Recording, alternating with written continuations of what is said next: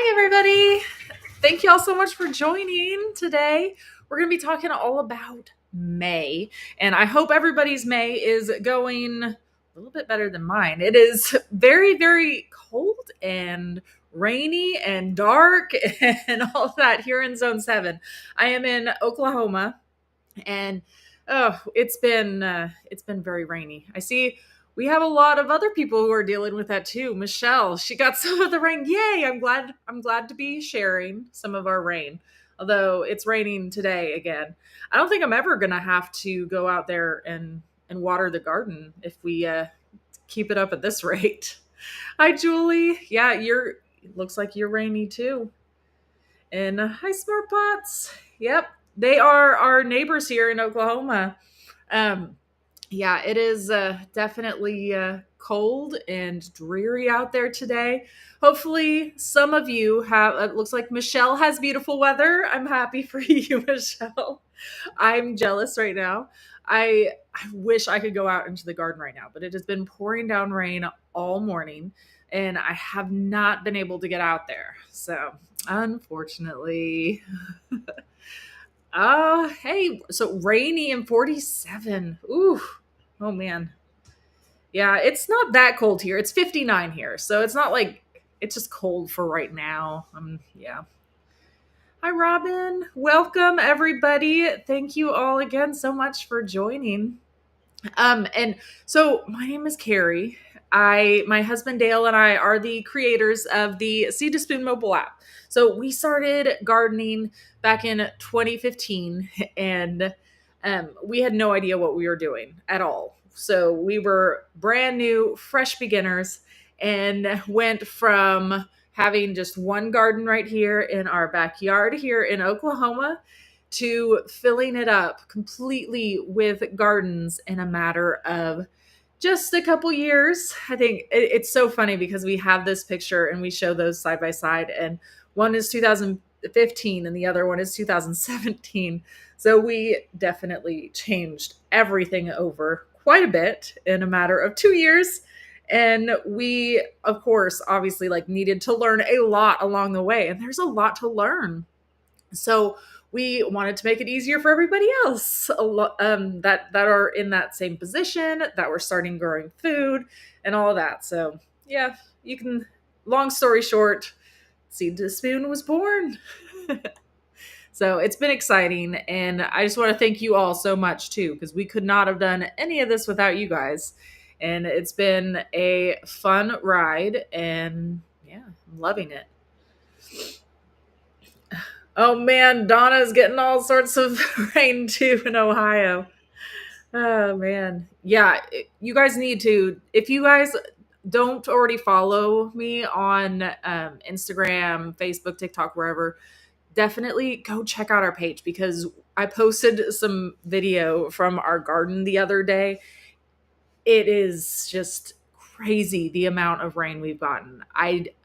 It we've never seen it like this before, ever. Our neighbor who has lived here like her entire life, she messaged me in the morning actually before I had gotten out there, and she's like, "Oh my gosh, have you been outside to see your yard?" And I was like, "Uh-oh, no."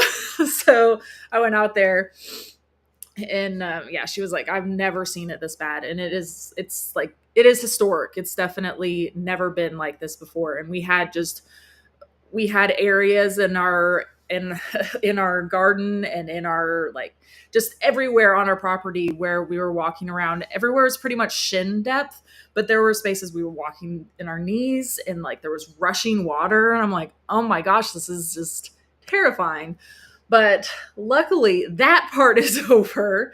Hopefully I haven't been outside yet today, but our garden has been drying up the past couple days. So now, of course, we got a whole bunch of rain all morning. I'll post some more updates, let you all know how it's going. But luckily, everything's in raised beds, so like none of my plants really got that hurt, except for we had like patches of like zinnias and things like that we were growing in the ground and things like that, like little seedlings that had gotten washed away. But besides that, like everything that was in the raised beds and in our smart pots and all of that, it's yeah, everything has been just hanging out. And I'm like, great. Awesome. Well, I'm so glad. Ooh, Michelle's already eating cucumbers.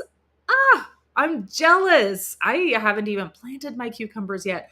We, I have barely, I have like these little times where I can like go out and plant a few things. So I've planted a few things out there, but not as much as I want to. Yeah, but we'll get there. Um, Anyways, so today we are going to be talking all about May because it is the first week of May. So I thought we would talk all about everything that we're going to be doing here in May, everything that you all can be doing in your area. I'm going to be touching on like some cool season things too for those of you up north, some southern things, as well as just basic general gardening things too. And as usual, if you all have any questions, pop them into the chat. It's super informal where I just pull up questions and we just kind of hang out and chat gardening for an hour. So it makes it fun. And also, before I forget to, we are going to be doing a giveaway at the very end of this workshop. So make sure to stay tuned. And all you need to do to be entered in to win a 1-year free premium seed to spin app subscription is just comment into the chat. And throughout every single time that you guys comment, it gets you entered in to win. And then at the end, I will run everything and we'll get a winner. So make sure that you are staying tuned and commenting with us. Okay, so before we get too far into the depth of like different plants and things like that, I did want to touch on like how to even know when to plant for your location and what to plant. And if you all are familiar with our app, I'm sure that you know that. But I do want to share also the app and just show you all my favorite spot. Oh, it looks like the internet isn't working terrific. So hopefully you all can see everything, but I'm having trouble loading images, it looks like, because I'm out in the garage right now. But anyways, here we're going to be, if this is just on the main dashboard right here, you go down to Let's Grow and it will show you all of the plants that are for your specific area that you all can grow. So it won't necessarily look like it looks for me. And hopefully yours is all loading, unlike mine, which the internet's not doing great right now. But you'll see all of these plants that you can plant. They'll say either plant outside. Some of them will say plant inside if your inside time frame has come up. You can also see a quick view of the planting calendar right here if you're more of a visual person. But also too, if you want to go to growing guides, there's two different ways. You can also just find a plant that you know you want to plant. There's also this tab right here that says plant outside now. There's also like a plant inside now too. But if you go up to these filters, you can say plant now. And then it will only come up with the ones that you can plant right now. So I'm going to go into one of these. It'll give you the exact planting dates right here that you can get started, both for indoor and outdoor. And yeah, there we go. And it's all based on your closest weather station for you all. So for me, I'm here in Oklahoma City, so it's pulling the Oklahoma City dates right here.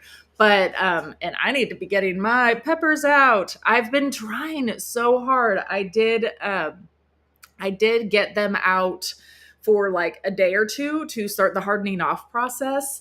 And then we've just been getting crazy weather. So I haven't been able to continue. And I'm like, I'm never going to get them out at this rate. But anyways, so that is how you will know when to plant, what you can plant, all of that. And if you all have any other questions, please just let me know and I can pop them up for you. Okay, so I wanted to cover first some of the cool season veggies that some right now, at least for even for me here in Zone 7, I'm still sneaking in quite a few of these cool season veggies, especially with temperatures like we've been having like right now, where it's 50 in the 50s. But still, like there's some fast growing cool season veggies that even if you are a little bit warmer, you can still try to sneak in. Um, and then the also up north too, you can definitely be planting all of these still too. But I wanted to focus in on the ones that are faster growing too. In the you can also try to extend some of your growing season too for some of these cool seasons by putting them just a little bit in the shade. And I love to grow these in like smart pots as well too, so I can move them around if I need to. But I also have here, this is actually here, let me show this picture. So this is actually a picture of a raised bed that I had that's against the shed, and it gets like full shade in the afternoon. Like once it hits lunchtime, it's completely shaded out. But this is a really great way to extend some of your cool season crops. So if you're wanting, things like your greens and all of that, like that is definitely a way to help right there. Um, but lettuce is super fast and easy, and radish, any sort of like quick root crop, especially radish, like they're always so fast and easy. They're amazing. Um, and then the middle one right there that I had to include as well is kohlrabi. So that is one of my very favorites. And it is a fast grower too. It is a very fast harvest. So for that reason, I typically do direct seed that one outside, even when it's like earlier in the season. I love that. So I would definitely recommend doing that. And if you're unfamiliar with kohlrabi, it is one of my favorite brassicas. It's in the same family as like broccoli, cabbage, cauliflower, all of those, except it's just it is one of my favorites because it looks so unique and it's beautiful. The entire plant above ground is edible. It's like it is just definitely one of my favorites to grow. Okay. And then the warm season veggies, which I know is everybody is so excited about, and me too. Um, some of my favorite plants I can get started. And I have started as much as I can with this weather we've been getting, but I have actually started a little bit of some squash. And I have like little ones popping up and some beans and things like that. Um, Oh, here, I have a great question that popped up. What does kohlrabi taste like? So I always call it like it's very similar to broccoli. It's almost like a so on broccoli, like the harder part of the broccoli, like the lighter broccoli, like the stem of it, it almost tastes like that, like the ball of it does. And then the leaves taste, I mean, really just like broccoli, it really does taste very similar to broccoli, especially if I will steam it or anything like that. My kids love it. We make it just like broccoli. I really do. And top it with some cheese, and it's incredible. It's perfect. And yeah, it's one of my very favorite plants for sure. So definitely give it a try. Um, but yeah, all of these the warm season veggie time. For those of you that are up in the north, you can definitely still be starting some of these indoors, so you can still get a head start on a lot of these. Especially like, I mean, tomatoes and peppers, definitely be getting those started indoors if it's not time to get them outside yet. That way you can get a head start on them. And I have mine still inside. Still haven't gotten them transplanted outside yet here in Zone 7, but I could if I had them hardened off. And that brings it up. Whenever I say hardened off, I do want to say if you have been working super hard on indoor seed starting, don't just go and take your seeds or your little seedlings out there and transplant them. You definitely need to make sure that they are getting hardened off first. And over a course of like a week or so, just gradually be taking the trays out and bringing them outside, gradually exposing them to more sunlight and more elements and all of that. And so also I wanted to bring up too, this loofah is one of my very favorites for the warm season. I love it. And this reminds me I need to go get some loofah planted out. But it is definitely one that you want to wait until after it gets after it gets warm out. Hi. Yes, this is loofah. Dale just walked by. Yeah. So these, yeah, I grew this one last year and I love them. You can grow your own sponges. How fun is that, right? And it's just something that's definitely different and unique and fun. You can eat them too, just like squash. I personally haven't tried it yet, although it is on my list. I really want to. I just haven't ever gotten enough where I'm like, I'm going to harvest it and not be, getting sponges. um, oh, this is a really good question.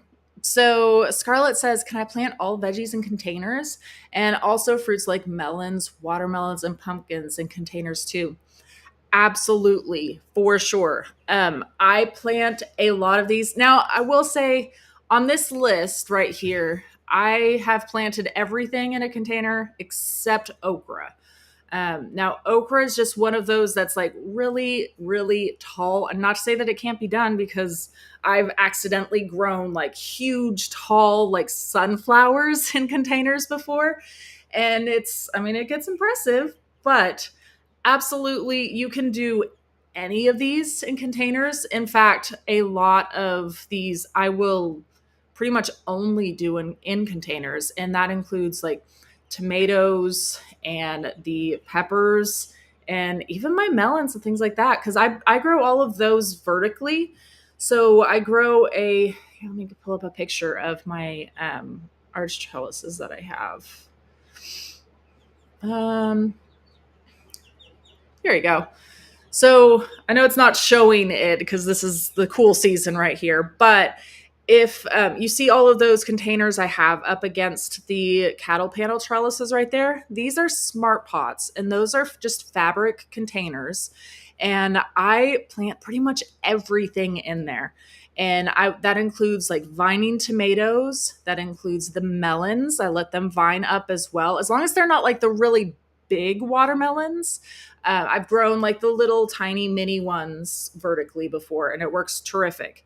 But yes, it's perfect for like pole beans, for cucumbers, for all of those things right there.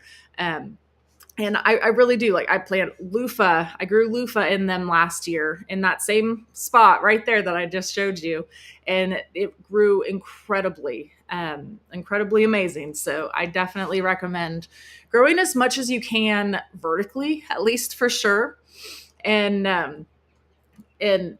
it'll help you in the long run save space. It'll help you from pests too. You'll just be able to see it a little bit easier too, and you'll be able to keep a closer eye on it so you know if there's an issue. There's just a lot of benefits to growing vertical. Oh, thanks, Scarlett. I appreciate it. Yeah, honestly, those trellises are my favorite part of the entire garden. I absolutely love it. There's something just magical about walking underneath just a trellis that is growing a whole bunch of flowers and food, and it's just like coming down. It really is. I love it. It is hands down my favorite way to grow. I absolutely love it. Yes, a good call out here. Yes, zucchini can be grown vertically up a T-post. Yes, this is exactly how we try to grow our zucchini as well, because it is one that will get attacked by pests, especially like the squash vine borers and the squash bugs, all of that. So if you grow it vertically, again, you're able to keep a closer eye on them, as well as like your garden helpers will see the bugs more likely, and they will help as well too. So anything you can do to help out, right? Um ooh, you know, I don't think we have a video on that. I will I will double check though, but I don't think we do have a video, but if we don't, I will get one up for you because I'm growing them again this year, of course. I grow squash every single year. It's one of my favorite things to do. So I will make one this year if I don't have one, if I can't find it. Nice. Yes. Michelle says she puts all of her cucumbers in containers with a cattle panel trellis. They're loving it. Awesome. Yes, they grow so amazing up there. And everybody always asks too, they're like, how do you train your plants to grow vertical like that? And it really like they know what to do. They just do it. I hardly ever have to get involved and help them. Really, unless I am growing like a watermelon, I will say I do have to like give it some extra support to make sure that the melons don't fall. But I mean, really, that was it. Yeah. Okay. Chrissy was asking, do you direct sow your loofah? I've had a hard time getting seeds to start indoors. So I've done both ways before, direct sowing as well as last year I actually started some indoors just because I was so excited, but they grow so fast and I generally just start them outdoors. So last year, I actually started some indoors. And then whenever I transplanted them out, I started some by seed that same day. And the loofah plants were the same size, like in like a couple weeks, because the other loofah that I transplanted had to go through transplant shock, and then the other ones just took off. So really, it's not. There's really no benefit. I feel like for me at least to start loofah indoors. Now, if I had a much shorter growing season, I would be starting them indoors just because I do want to grow them so that way I get sponges.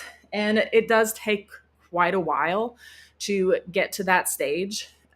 So it's definitely something that you want to make sure that you have time for.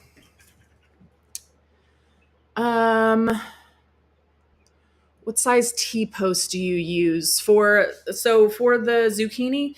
Generally, we don't use a very tall one. We're using more of just like maybe like a 4 or 5 foot tall T-post. I mean, that's really all you need. It's not like a super tall plant. So that's generally all we need. So let's see. I don't have an actual picture here, but I can show you. Let me see. I might have some in the background here. Yeah, so those green things right there that are sticking out of the ground, those are T-posts right there. So I use those to help support the trellises, to help support a lot of things out in the garden. I am always using them. I feel like everywhere. So it's definitely something that I would recommend investing in because it's super helpful. If I'm growing in 5 gallon containers, what's the best thing to use for a vining veggie as far as a trellis is concerned? So a 5 gallon container that's not super large, but you can pretty much grow anything you want to in it. Just be aware that you will need to water it more often. I generally prefer to use larger containers if I have them available, just because there's more room for air for me. I don't have to be as scared. Oh no, I didn't go out and water today. And I'm like, oh, it'll be okay. There's just more room for air. But if you have a smaller container, you definitely just make sure that you're staying on top of it and not letting it get too dry. But there's a lot of things that you can grow up. I probably would avoid anything like a watermelon or something like that requires a lot of water. But anything like, I mean, beans would thrive in that. You could do a tomato in that too, for sure. Like one of the vining tomatoes, and cucumbers, I'm sure would do great. And pretty much everything. And if you're worried about size too, there's a lot of different mini varieties that will produce a lot of fruit for you still. It's amazing the amount of varieties that are available whenever you start by seed. I did not realize that whenever I first started gardening. I thought I was limited to just cucumber, tomato, like I didn't know. I was a beginner. But now I'm like, oh, there's hundreds of varieties. But there's that is the beauty of it as well too.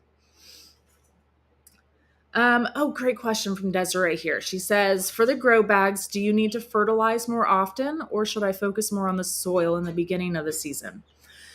So, yes, and yes, probably. 100% start with the best soil that you can in the very beginning of the season. Make sure it has plenty of compost because that will help you out in the long run.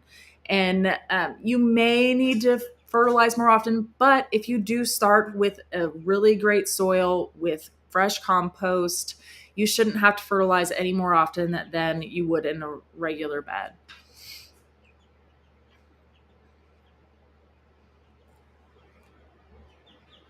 Oh, sorry. I was reading Sam's comment here. So I saw a tip that it helps if you take nail clippers and a clip and clip a small part of the loofah seed before planting. Both of mine sprouted. Yes, it is one. So anytime you have like those really large seeds that have like really tough shells on them, this is a great tip for that. It kind of helps just kind of nick it on the side and it'll make it sprout a little bit easier. Also helps to pre-soak them too, just like overnight or just a couple hours even before you go outside, and that'll really help too. Oh, Joshua says he hasn't start planted anything yet or started any seeds. It is not too late. Don't worry at all. I don't know where you live, but regardless, it's not too late. There's something that you can start no matter where you live at all. Like there's so much. Let's see.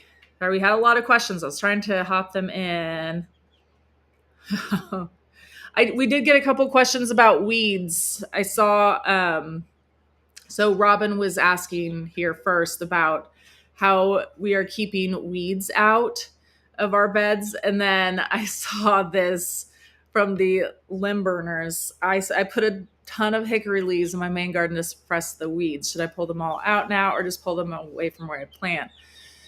So, um, I mean, as long as you aren't having like seed sprout, like mulch, mulch is perfectly fine to have in gardens, and mulch will help a lot to suppress your weeds and all of that. And definitely mulch when possible, and keep it in place too because it's almost like composting in place, especially like the leaves that they were talking about too.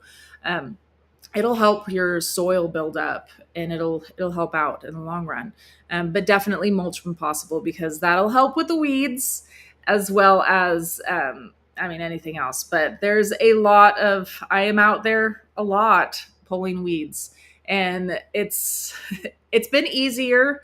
Well, it's been harder but easier with all this rain because I feel like we have a whole bunch more weeds because of all this rain, but I can just go out and just pull them out whenever I get the chance to go out there, that is. But it's definitely easier to pull them whenever it's been raining a lot.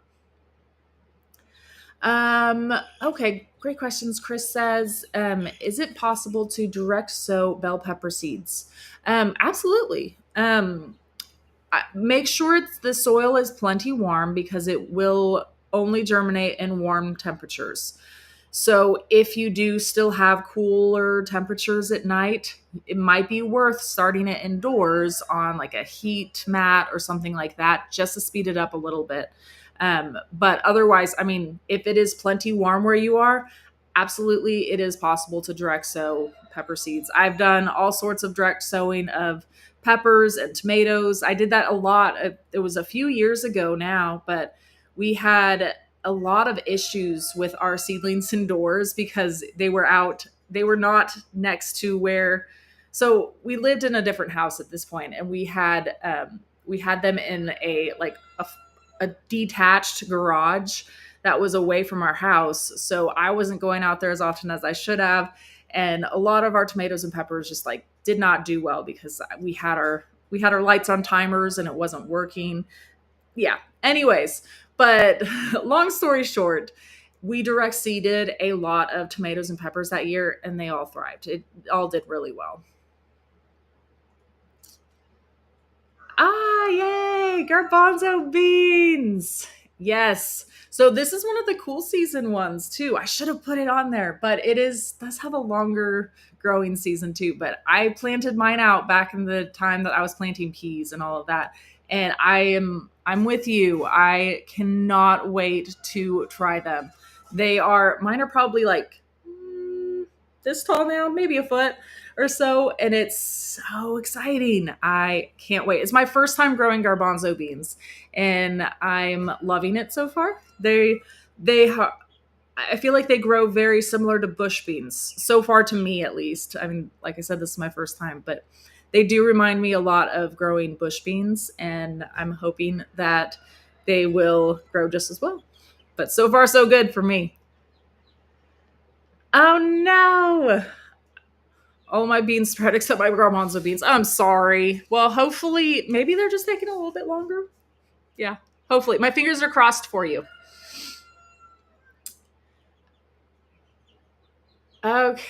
Okay. Let's see. Sorry, I'm trying to get through. I'm way behind on questions. I'm sorry. Yes, Jessica, I feel you. It, the weather has definitely hindered a lot of our growing as well. It's definitely okay. You are perfectly fine. No worries at all. Um, I always say it's better late than never. And we have a lot of things here in the garage still that I need to put out in the outside, but I haven't been able to because of this weather that we've been having. So I hope for all of our sake that we are able to get out there, but don't worry at all. You'll be just fine. You can do it. Oh, great question here. Um, So once you pull up the cool weather plants, do you put in your warm weather ones or do you just swap your smart pots out?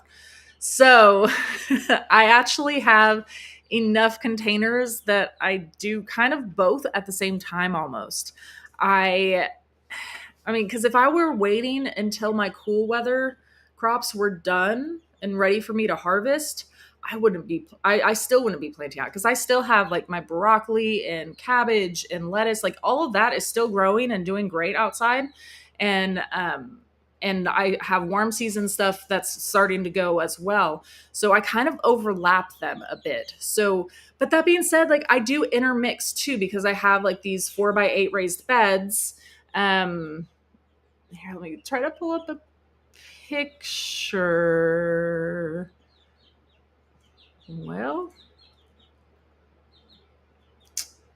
well, you can kind of see it in this one. This was this winter with the covers on, but we have these 4x8 raised beds right here, and I go through and I plant out.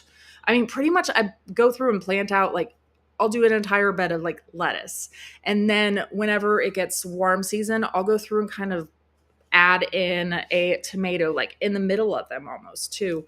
And I kind of just intermix and keep my warm season and cool season and all of that. And I have enough smart pots. I'm lucky that way because I mean you see all of these smart pots that we have here, but we have a lot of space. And I will go through as things get bad. I will pull them and I'll add something new into there, but I'm gonna let them keep going until they're completely done and then hopefully have enough extra spaces to be going through. Okay. Okay. Yep. So we were just kind of talking about this one, Lauren. So yeah, I'm a beginner. I didn't know about crop season, so I started some cooler season crops this spring. Should I pull them out now? I'm in zone 7A. So I would keep them going as long as they're not doing what's called bolting, which means like going to seed. And that at that point, they're not going to taste very good. They're going to be very bitter and the flavor's not going to be as good. So if that's happening, you can go ahead and pull them. But if you're in zone 7, I mean I'm in zone 7 as well. I have a lot of my cool seasons still going out there. I have a bunch of lettuce, I have bok choy, I have cabbage, I have broccoli. Like I have all of that still going out there. And unless you like absolutely need the space for something warm season and you want to get rid of it, I would say keep it and keep it going.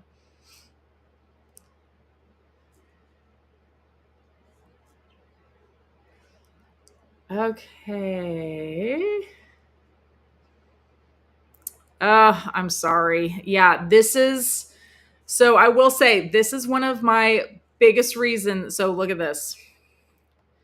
On here, I did not make any labels this year because I have everything just labeled in here. Oh, you see, and this is what I was talking about. Like, I had a bunch of spinach going, and I was like, I'm gonna place a zucchini right over here.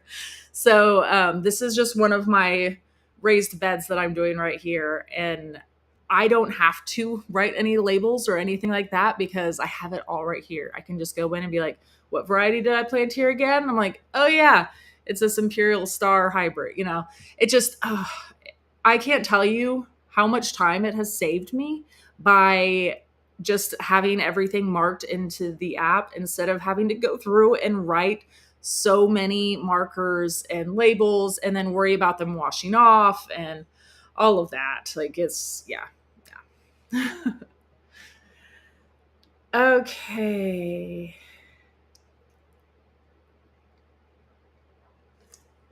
Okay.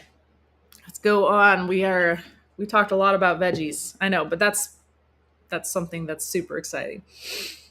And then let's talk a little bit about some herbs. So, I feel like herbs have so many purposes in your garden. They are super beneficial because they help to bring in a lot of pollinators, they help bring in all of the good bugs for you, as well as a lot of these are super they have really strong smells, so it can really help to hide your plants and repel certain pests. So it's really great to be planting and intermixing herbs around, especially things like your brassicas, like we were talking about earlier, or your tomatoes, things like that, because it can really confuse the pests a little bit.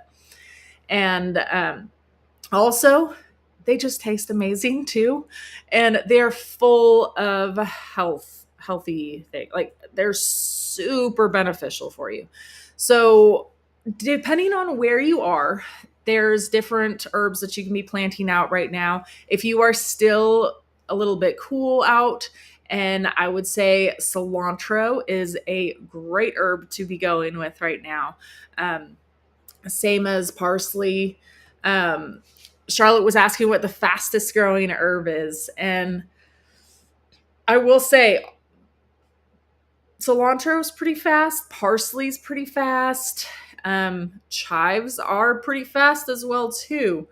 All of those are super, I mean, all of them are really great. Basil grows pretty fast too. I have a bunch of basil back here too that I just planted like a few weeks ago and they're already like this big. So um I definitely recommend all of these right here. Now, the ones that are going to be a little bit slower are going to be the woodier ones. So things like rosemary, thyme, oregano, those ones are going to be a little bit on the slower side, but still so beneficial to you too.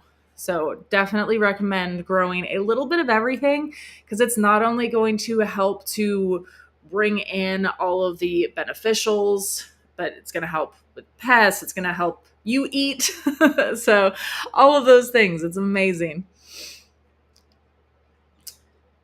Oh my goodness, something has eaten the limb burners cilantro. Oh, I'm sorry.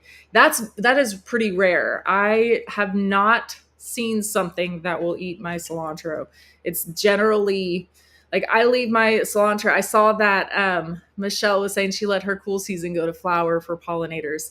I do let this happen a lot as well. And sometimes I actually like to eat the flowers too, especially if you have any bok choy that you're growing and your bok choy goes to flower, the flowers taste just like broccoli, which is incredible to me. But, anyways, yes, I do this as well too. And I do this for herbs too. So, especially like the cilantro, my cilantro has all already bolted that I have out here in my garden, here in zone 7. And it has all bolted going to seed. But at the same time, it also creates these little the little seeds that is called coriander. So I can use that, but it's also super amazing for bringing in all sorts of pollinators. Like, and the ladybugs love it. I mean, I'm a huge fan of cilantro. So if you can grow cilantro, definitely try it.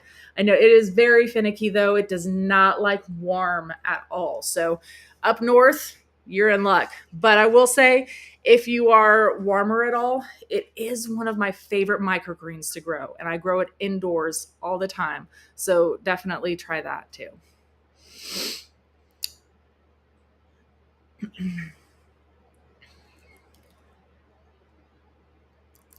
Yes. So all of these, I mean, really will be amazing.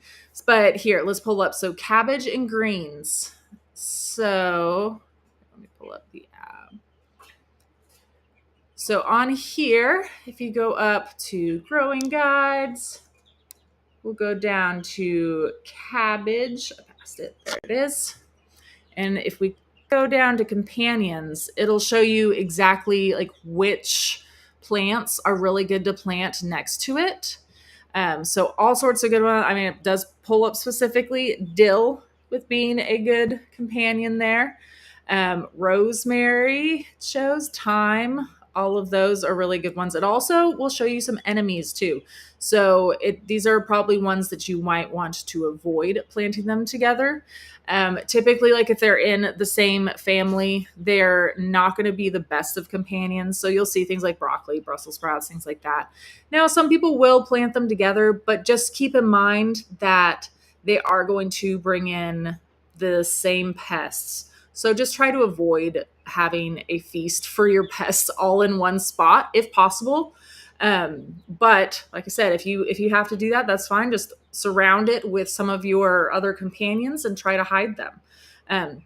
But this is a really good way to go through in the app. If you go into any of the growing guide sections for a specific plant you want to see companions for, it'll show them right there.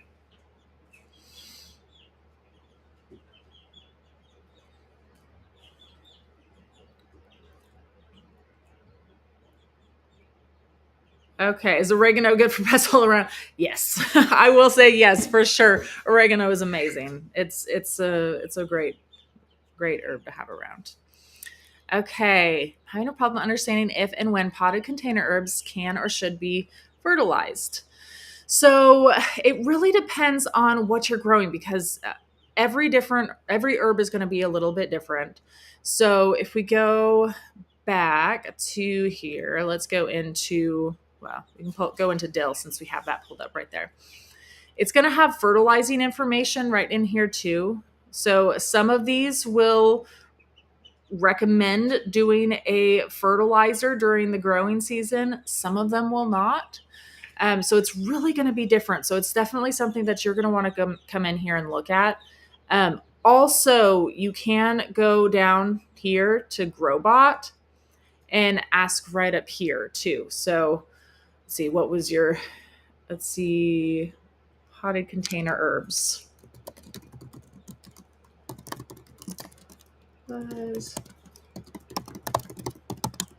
And everybody, even if they don't have a premium subscription, get at least 3 free questions a day on this, free text questions. So anybody can come in and do this too.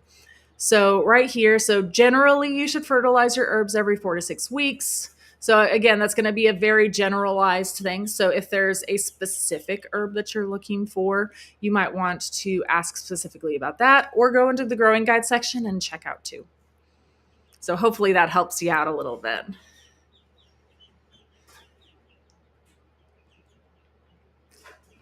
Yes, Michelle. She says she's planting a fortress of marigolds and basil around everything. Yes, that's me too. I actually posted a video clip showing a bunch of marigolds, like just literally just a line of marigolds, and then I had like 3 different tomatoes planted behind it, and then like yeah, I do this all the time too. Companion planting is going to be your best friend to help to repel all sort of pests and diseases and things like that.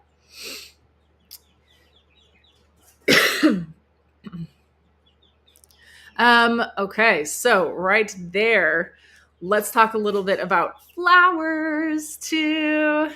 And flowers are definitely something that you can still be growing again, no matter where you are. And I love I'm going to call out especially things like zinnias, of course, because they are probably the most beautiful flower out there. I say that, but I have so many different favorite flowers, but I love zinnias because they are super easy to grow. You can literally just toss out seeds and they will just do their thing. And then every year too, at the end of the season, they'll drop their seeds and then they'll come back the next year. It's incredible. So I love everything, especially if it is super easy, like zinnias. So zinnias. And then I do want to call out, of course, marigolds, like we were just talking about, marigolds, nasturtium. Those ones are really going to be great companions for a lot of veggies. So depending on what pests you're dealing with, you're going to be looking at different types of flowers or which plant you're doing.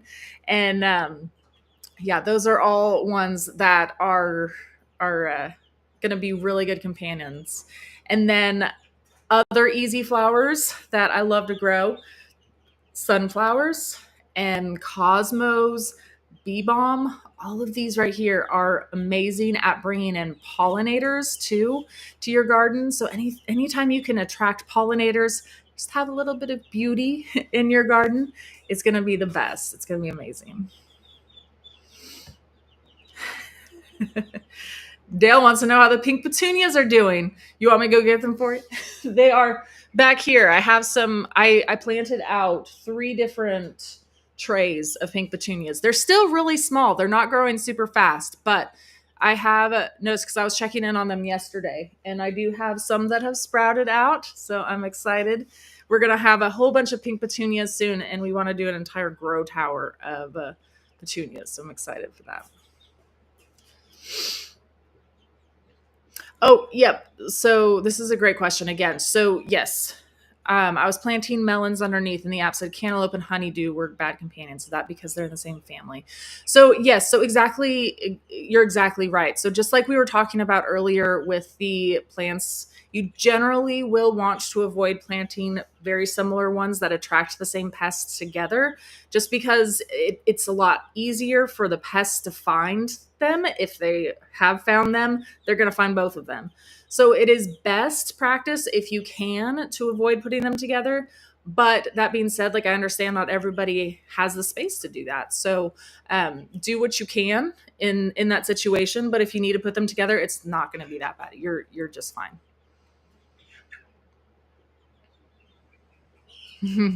Yep, marigold's number one companion plant. They are incredible. Our marigold's one that should be planted in ground instead of started in trays. So you can do either way. I actually have an entire flat of marigolds that I'm growing up here as well. And I like to start them indoors as well as direct seed them too. I direct seed them outside too. But I like to get a head start on a lot of them so that way whenever I go out and transplant out my tomatoes, I have a marigold or a basil also to go with them. And I like to transplant them at the same time. And generally, I am growing these in large containers or raised beds, all of that. So, yeah.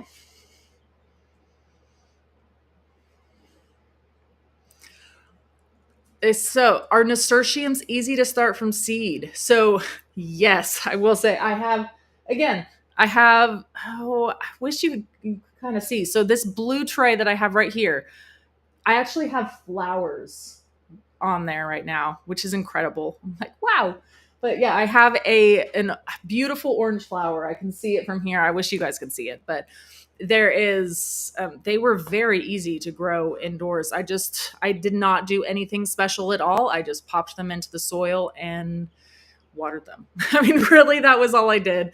I do all of the seed starting in these bootstrap trays as well as the Park Seed Biodome. And I did those ones in the bootstrap tray and it did amazing. So that way it just makes it easier to be able to water from below. And yeah, they've been doing really well.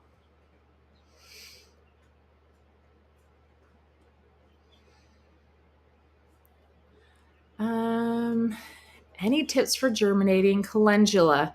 I love calendula. That is, again, one of my favorite cool season flowers and a really great companion plant. They grew so well for me last year, and they even survived in the heat of the summer here too in Zone 7. I was so surprised.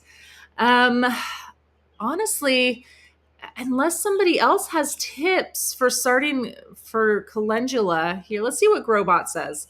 Because I generally, I don't have any issues with it, but now that I'm thinking about it, I do generally start mine in a biodome. So I'm wondering if it's just, I mean, in the Parksy biodome, it's just the perfect environment for them. So I'm wondering if that's why they always do well then for me. For seed starting calendula. Okay. Yeah. So it'll give you exact telling you what to do. So you don't really need to do anything special for them. They're easy to germinate, don't usually require soaking. Um, isn't overly picky about soil, so that's good too. Keep it moist. Yeah, I would try again and see what you can do because I will say calendula is definitely worth it if you can get it to grow, and it is definitely one of my favorite. I love, love, love them. They're so beautiful too. Um. Okay. Yeah, it looks like a lot of people. I'm so sorry. A lot of you guys are having issues with starting calendula and nasturtiums too. It sounds like. Um, I will say one of the biggest tips, like I said, I have the here, let me see if I can find one of the pictures. So yes, so these right here, I grow a lot of my flowers in these bootstrap trays, and I find a lot of success in them because you can just lift them up in the center right there and water right there from below. Um, and if there is anything that I'm having especially a difficult time with, I use this. So this is the Park Seed Biodome. So anything that I have any sort of difficulty with, I generally start in here just because it provides the perfect environment. And while I'm looking at pictures, I have to include this one. So they are incredibly sturdy, as you can tell too. So I have funny pictures of chickens and cats and dogs walking all over them, and they're just sitting there in place. It's amazing. Um, yeah, so definitely if you're having trouble germinating any sort of seeds, I highly recommend taking a look at either the bootstrap trays or the especially the Park Seed Biodome, because it really does. I can't say this enough. It has just the perfect environment for seed starting, and it makes it foolproof. So if you are struggling with any sort of specific flower or plant or anything like that, try it out because you might see that it helps you a lot. Yes. He did. He got me a pink green stock, and we want to put it completely filled with the pink petunias. Oh my gosh, it's going to be so incredible. It's going to be so pretty. I love it. Yes, I will star your comment. I saw somebody else asking about a plant earlier too that I starred, and I have it pinned. So, um, if any of you have any other plants or anything like that that you want me to add into the app, just let me know too.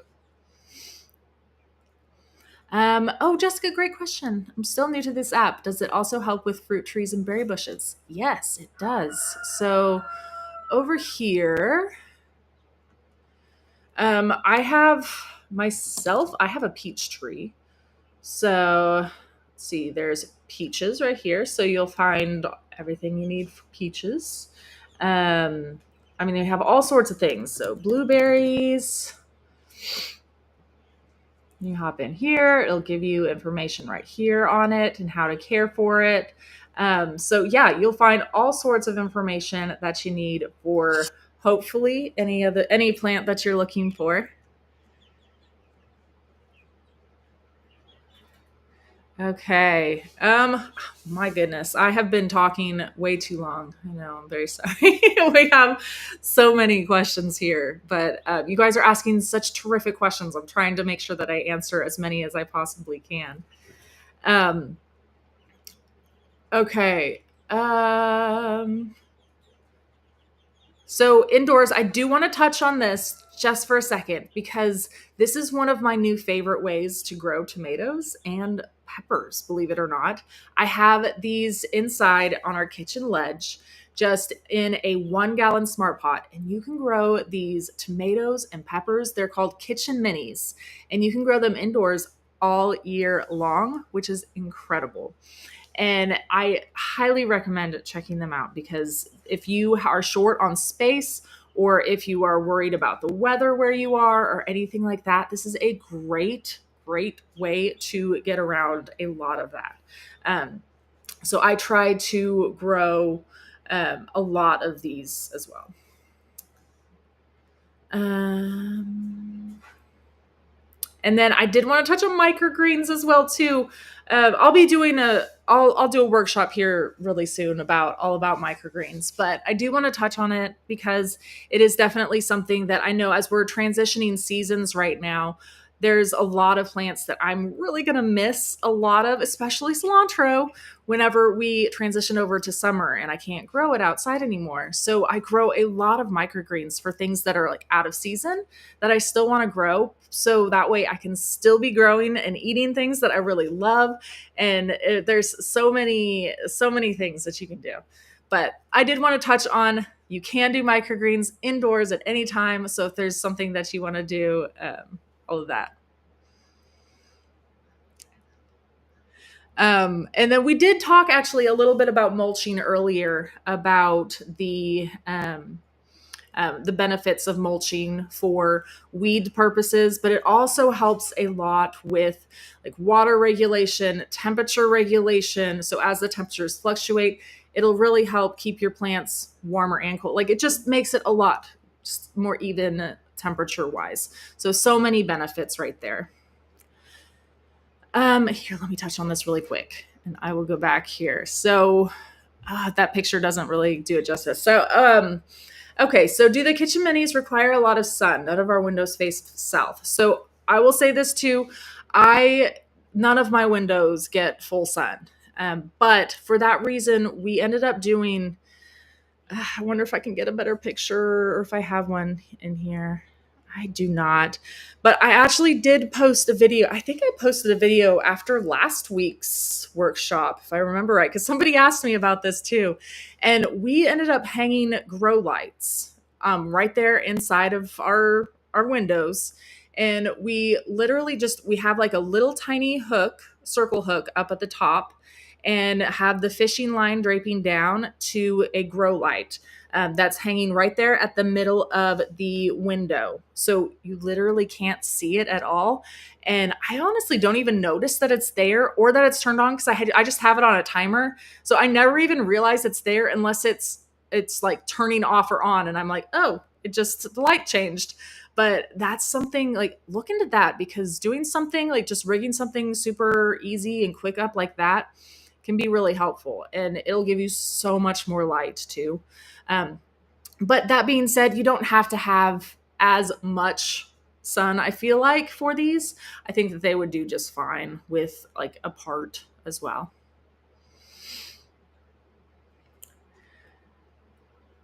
Okay. One more minute. Okay. I got one more minute to talk about watering. Oh man. I feel like we need to do like an entire hour on watering probably, but I will at least just touch on it. Um, I haven't had to water for a while right now myself, but there's a lot of ways to go about watering and keeping your plants watered. And I will just say, just keeping them watered is the best thing to do. So if you only have the option to do a sprinkler overhead, that's perfectly fine. Just keep your plants watered, is what I say. If you are going to do overhead watering, make sure you're doing it in the morning and not in the evening. So that'll reduce your risk for any sort of um, powdery mildew or anything like that. So if you are doing overhead watering, do something like that. But we've also made these in the past. So this is one of our PVC drip irrigation lines that we made. Super easy to rig up. It's really just PVC pipe, and then we went through and screwed little tiny holes along every so often, and it just goes through and waters the plants like at the base of the plant. So it just makes it so we don't um, have to do water. We just hook up a hose right there. You can kind of see the hose in the background hooked up to it, and turn on the hose and it just starts watering. Um, we've also done soaker hoses too in the past. Like those are super helpful if you have those where you can just kind of like drape them through your plants or your pots and things like that. Like there's so many ways to go through and water, but the most important thing is just making sure they get watered. And with the temperatures fluctuating so much, it is important to keep them watered often, but not too often, if that makes sense. So every so often, so I go out there whenever before I water or do anything, and I'll go through and I'll stick my finger in multiple places just to see how the soil is. And I mean, if the soil feels moist at all, I leave it be. If it is completely dry, like up to my knuckle, then I'll go ahead and water. You just don't want to water too often to where the roots are super shallow. You want them to be trying to establish themselves and growing down deeper. And that's the best way to do it, is to water deeply, less often, if that makes sense. Yes, I agree. We definitely do need to do some streams on mulching and watering because there's always so many questions, and I always feel like we're rushing through and losing time whenever we're talking about it. So I'll definitely we'll do one of those soon. Okay, let me answer this question real quick. So what's your favorite type of mulch? I mean, really, we use a lot of them. I really love just using plain old like wood chips. That works amazing for us. We do wood chips. Sometimes I do pine shavings, especially if it's a plant that really likes the acidity. We also like to do leaves and things like that. But really, typically we are doing wood chips because again, that's like the easiest thing for us to find. And it just always works really well. Okay, let me go through here and run the giveaway. And then if you all have any questions at all while I'm doing this, please let me know. And I'll try to stick around here for a little bit after and answer any additional questions here for the last few minutes. Okay. Sorry, whatever. It's just me. I always have to, but luckily I have everything ready beforehand and I'm always ready. Okay. So we are going to be doing the giveaway for the winner for the 1 year free premium Seed to Spoon app subscription. So this person is going to be getting total unlimited access to everything, including free shipping on all your orders, unlimited Growbot questions. You can send images up to Growbot too, which is one of my favorite things. I love doing that for pest recognition, for plant recognition, for, oh no, what's wrong with this plant? And then you can create unlimited plants and garden beds in the visual garden layout. So many benefits. I could keep going on and on, but I won't bore you all with that. So, okay, drum roll, please. If I can pull it up. Congratulations. I'm so sorry. Benermi Marina. I hope I said that right. I'm sorry if I didn't. But congratulations. Email us at info@seedtospoon.net and we will get you all hooked up with your free premium and get you hooked up. I'm excited for you. Congratulations. Okay, let's see. Yes, I'm so glad. Yes, I definitely use Growbot all the time too. Like, I mean, you saw me today. That's always my go-to. I'm like, if I don't know the answer, I'm just gonna go to Growbot and ask Growbot. It's so helpful. So great. Well, thank you all so much for hanging out today, and this was really fun. So next time, I think we'll be.